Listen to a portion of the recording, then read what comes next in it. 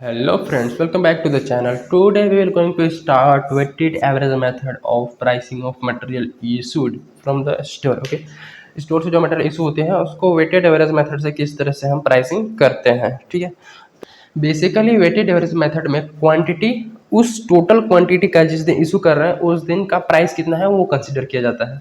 ठीक है, जैसे कि अगर मैं समझाऊँ, जैसे कि अगर एग्जाम्पल से समझने की कोशिश करते हैं तो ये रहा अगर स्टोर, तो ये रहा स्टोर जिसमें मान लो पहले से मटेरियल है 500 यूनिट्स।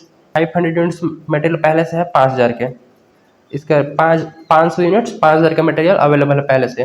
ठीक है, अब हमें इशू करना है, तो इशू करना है लेट सपोज 200 यूनिट्स। तो किस रेट से इशू करें? तो सिंपल सा है, जिस दिन इशू करना है उस दिन कितना मटेरियल है 500 और उसका अमाउंट कितना है 5000। तो वेटेड एवरेज में क्या होता है कि 5000 को 500 से डिवाइड कर दो, टोटल 5000 को 500 से डिवाइड करो, टोटल उस दिन मटेरियल का प्राइस कितना है, टोटल प्राइस कितना है और टोटल मटेरियल कितना है, डिवाइड करो। एक यूनिट का प्राइस निकल के आ जाएगा, एक यूनिट का प्राइस निकल के आ जाएगा। तो 5000 को डिवाइड करोगे 500 से तो ये 10। ठीक है, तो ये आ जाएगा 10। तो इशू करने के टाइम, इशू करने के दिन कितना टोटल मटेरियल अवेलेबल है और कितना उसका टोटल प्राइस है, दोनों को डिवाइड करके एवरेज निकाल लो। यानी कि टोटल प्राइस को डिवाइड करो टोटल यूनिट से, तो एक यूनिट का निकल के आ जाएगा और कितना यूनिट इशू करना है मल्टीप्लाई करो 10 से, तो उस टाइप से प्राइस निकल के आ जाएगा। ओके, तो इसको बेसिकली देखते हैं क्वेश्चन की हेल्प से। So let's start. तो लुक एट क्वेश्चन नंबर 16। इस पर क्या बोला है, from the following particular prepare store ledger account for the month of January 2021 के लिए। ठीक है, वेटेड एवरेज मेथड से बोला है और रिसीट और इशू दे रखा है, और रिसीट जनवरी 1 को वगैरह वगैरह, और इशू साइड दे रखा है। ठीक है, ये बोला है 2 units normal loss was revelled on January 28 during the stock verification. Stock verification के दौरान 28 जनवरी को 2 यूनिट्स का लॉस हो गया। कोई दिक्कत नहीं है, लॉस हो गया तो हो जाने दो, हमें रिकॉर्ड करनी है। ठीक है, तो स्टार्ट करते हैं। तो ये रहा हमारा फॉर्मेट जिसमें डेट, रिसीट, इशूज और बैलेंस। डेट आपको इस लाइन के राइट हैंड साइड में ही लिखनी है। ओके, सो स्टार्ट करते हैं जनवरी 1 की। जनवरी 1 को रिसीव हुआ है 500 units, 500 units at the rate ₹2। तो 1000 की मटेरियल आई होगी, करेक्ट है, 1000 की मटेरियल आई होगी ना। और 1 जनवरी को इशू भी हुआ है 400 यूनिट, तो पहले इसको बैलेंस कर लो। 500 यूनिट्स ₹2 के हिसाब से 1000 का मटेरियल। ठीक है, और इसी डेट को इशू भी हुआ है, तो इशू कर देते हैं नेक्स्ट कॉलम में। चाहे तो यहाँ भी कर सकते हो 400 डायरेक्टली यहाँ से, फिर लेस करके डायरेक्टली यहाँ बैलेंस लिख देना। ठीक है, तो हम सेकंड कॉलम में कर रहे हैं 400 इशू है, एक ही हमारे पास मटेरियल है जिसको ₹2 के हिसाब से, तो 800 का, और फिर बचा कितना 500 था पहले, 400 इशू हो गया तो 100 बचा। करेक्ट है, ₹2 वाले 200 मटेरियल। ओहो, ये अमाउंट का कॉलम है तो यहाँ अमाउंट लिखनी है और यहाँ रेट लिखनी है ₹2। ठीक है, तो ये बचेगी 200 की मटेरियल और इसका क्या है प्राइस ₹2 है। ठीक है, नेक्स्ट 10 तारीख को मटेरियल रिसीव हुई है, 10 जनवरी को मटेरियल रिसीव हुई 200 यूनिट्स। 200 यूनिट्स रेट है 3, यानी कि 600 की मटेरियल आई होगी, तो इसमें तो कुछ हुआ नहीं है। तो पहले से मटेरियल कितना था 100 और 200, टोटल मटेरियल कितना हुआ 300। जैसे सिंपल एवरेज में करते थे जोड़ के लिख देते थे, वैसे यहाँ पे जोड़ के लिख देना है। और ठीक है, तो ये रहा 100 मटेरियल पहले का, 200 मटेरियल अभी परचेज किया है, तो टोटल 300 मटेरियल हो गया। 200 पहले का था और 600 अभी, यानी कि टोटल 800 का मटेरियल हो गया। अगर रेट निकालना है इस दिन कि हमारा रेट क्या हुआ, तो कैसे करेंगे, टोटल मटेरियल इस दिन कितना है 300, टोटल प्राइस 800, तो 800 को डिवाइड करो 300 से। बेसिकली वेटेड एवरेज में क्या करना है 2.667, तो 2.667 हमारा क्या है आज मटेरियल का प्राइस। अगर इशू करेंगे तो आज इस रेट से इशू किया जाएगा। ठीक है, इस टाइप से वेटेड एवरेज में करना है कि जिस दिन इशू करेंगे उस दिन हमारा टोटल प्राइस, टोटल मटेरियल कितना है डिवाइड करके 1 यूनिट का निकालो। बात क्लियर है, आज इशू करना नहीं है। नेक्स्ट है जनवरी 15 को, जनवरी 15 को इशू करना है। तो जनवरी 15 को देखते हैं कौन से रेट से 100 यूनिट्स इशू करना है ना, 100 यूनिट्स। ठीक है, अब देखो जनवरी 15 को, यानी कि हमारे पास मटेरियल 300 ही अवेलेबल है, 300 अवेलेबल है जिसमें 100 यूनिट्स इशू करना है, और 300 मटेरियल का अमाउंट कितना है 800 रुपये। ठीक है, और इसको हमने निकाला था कितना 2.667 पर यूनिट आया था, तो इसी के हिसाब से इशू कर देंगे 2.67। करेक्ट है, तो 2.666 अगर इंटू कर दिया जाए 100, इशू कर रहे हैं 100 इंटू 2.667, ये आ जाएगा 266.7, यानी कि 267 का मटेरियल डायरेक्टली मैं लिख देता हूँ, 267 का मटेरियल हमने इशू कर दिया, करेक्ट है। अब 300 में से तो 100 चला गया तो 200 बचे, ठीक है। अब देखो 800 का मटेरियल था, 267 का तो इशू हो गया, तो 800 में से अगर 267 का मटेरियल इशू हो गया तो 533 का मटेरियल बचा है, ठीक है। तो 533 का मटेरियल, अगर इसका रेट निकालना चाहो कि किस रेट से अवेलेबल है, तो 533 को फिर 200 से डिवाइड करो, 533 को 200 डिवाइड करोगे तो वही आ जाएगा 2.67 आ जाएगा, करेक्ट है, वही है। अब देखो 15 तारीख के बाद क्या हुआ है, 15 तारीख के बाद 18 तारीख को फिर से हमने रिसीव किया है, तो 18 तारीख को लिख लेते हैं, 18 तारीख को रिसीव करते हैं कितना, 404 कैरेट से, तो 400 यूनिट्स 4 यानी कि 1600 का मटेरियल, 4 चुके 16। अब देखो ध्यान से, 200 मटेरियल पहले से पड़ा हुआ था और 400 हमने खरीदा, 600 मटेरियल हो गया। 533 का माल पहले से था, अब 1600 का और खरीद लिया है, तो 533 का मटेरियल प्लस 1600 का मटेरियल, ये हो जाएगा टोटल 2133 का मटेरियल, ओके 2133। अगर रेट निकालना चाहे तो 2133 को डिवाइड कर दो 600 से, टोटल मटेरियल अवेलेबल कितना है, तो 3.555, ये हमारा रेट होगा 3.555, करेक्ट है। ये रेट से अगर इशू करना चाहे तो कर सकते हैं इस दिन पे, जैसे कि इस दिन पे या फिर जब भी आगे इशू होगा विदाउट एनी परचेज। 18 तारीख के बाद 22 तारीख को ट्रांजेक्शन हुई है, तो जनवरी 22 को देखते हैं क्या हुआ है। 22 जनवरी को सिंपल सी इशू हुआ है 200 यूनिट्स, ठीक है।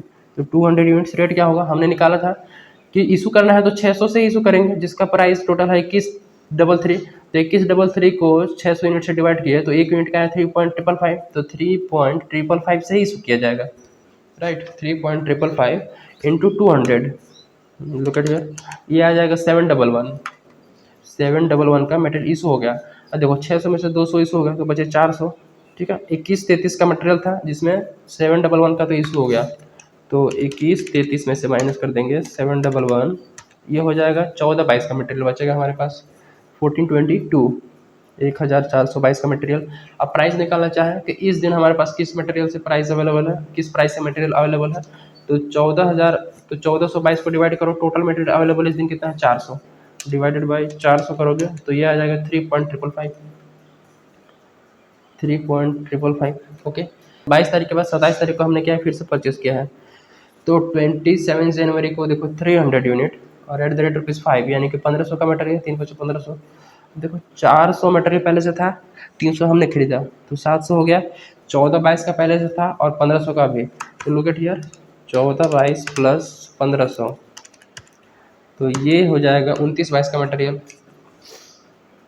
2922 का मटेरियल टोटल अवेलेबल है। अगर रेट निकालना चाहो इस दिन कि इस दिन कितना रेट होगा मटेरियल का, तो टोटल रेट कितना, टोटल अमाउंट कितना है 2922 और टोटल मटेरियल 700, तो डिवाइड कर दो इसको 700 से, तो ये आ जाएगा 4.174, यानी कि 4.18 लिख सकते हो डायरेक्टली, 4.17, ठीक है, ये 4.17 ही लिखता है, देन ये रहा 4, करेक्ट है। उसके बाद 27 तारीख के बाद देखो डायरेक्टली ट्रांजेक्शन हुई है कब, 29 तारीख को, लेकिन उसके पहले नीचे वाला लाइन पढ़ना मत भूल जाना कि 2 units normal loss was revealed on कब, 28 जनवरी को, तो 28 जनवरी को लॉस कर देते हैं 200 यूनिट्स, 28 जनवरी को इस वाले कॉलम में कितना हो जाएगा 200, 2 यूनिट्स का क्या हो जाएगा, लॉस हो जाएगा, प्राइस पे नहीं रहने देना, ठीक है, प्राइस। और हमारे पास 700 मटेरियल था, फिजिकल वेरिफिकेशन किया गया तो 200 यूनिट्स लॉस, यानी कि मटेरियल 698 ही मिला होगा, उसका प्राइस 2922 ही रहेगा, लेकिन हमारा रेट में चेंज हो जाएगा, रेट में चेंजेस हो जाएंगे। तो अगर 2922 को डिवाइड करोगे 698 से, तो ये आ जाएगा 4.186 से मटेरियल का रेट बढ़ जाएगा, मतलब 4.17 से 4.186 बढ़ के आ जाएगा, करेक्ट है। उसके बाद देखो 28 के बाद 29 तारीख को जस्ट रिटर्न हुआ है, तो 29 को फिर कर देते हैं और रिटर्न कर लेते हैं 10 यूनिट्स, ठीक है।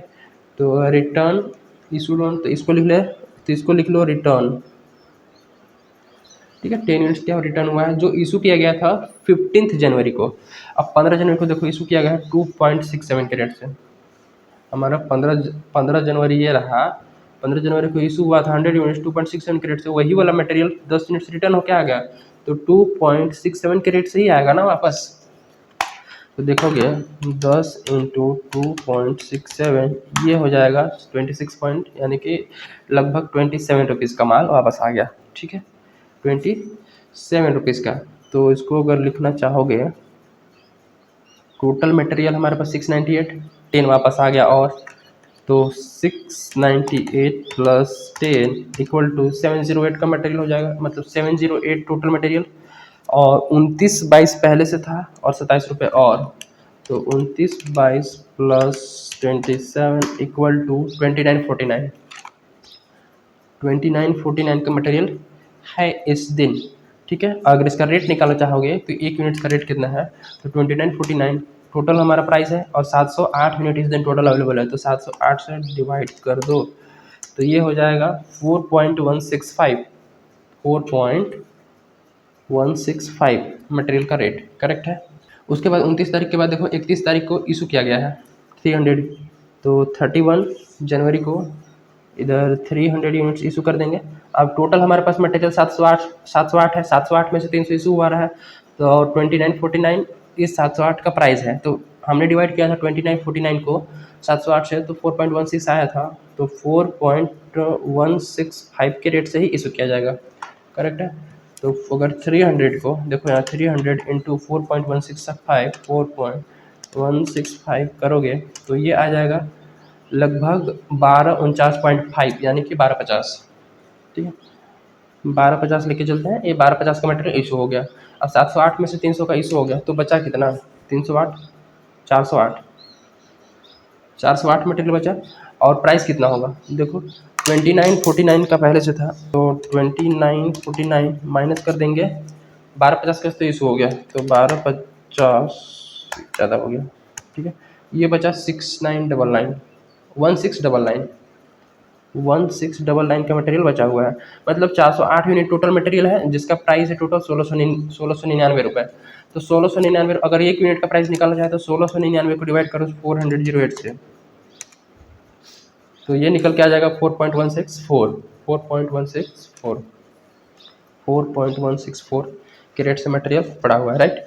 तो इस टाइप से हमें कैलकुलेट करने हैं कि बेसिकली वेटेड एवरेज बहुत ही सिंपल है, कि जिस दिन मटेरियल इशू करना होगा उस दिन हमें देख लेना है कि टोटल मटेरियल अवेलेबल कितना है और टोटल अमाउंट कितना है उसका, तो टोटल अमाउंट को टोटल मटेरियल से डिवाइड कर दो, रेट निकल के आ जाएगा, उसी रेट से क्या कर देना है, इशू कर देना है और रिकॉर्ड कर लेनी है, करेक्ट है। सो ये रहा वेटेड एवरेज, बहुत ही सिंपल मेथड से भी सिंपल है वेटेड एवरेज मेथड।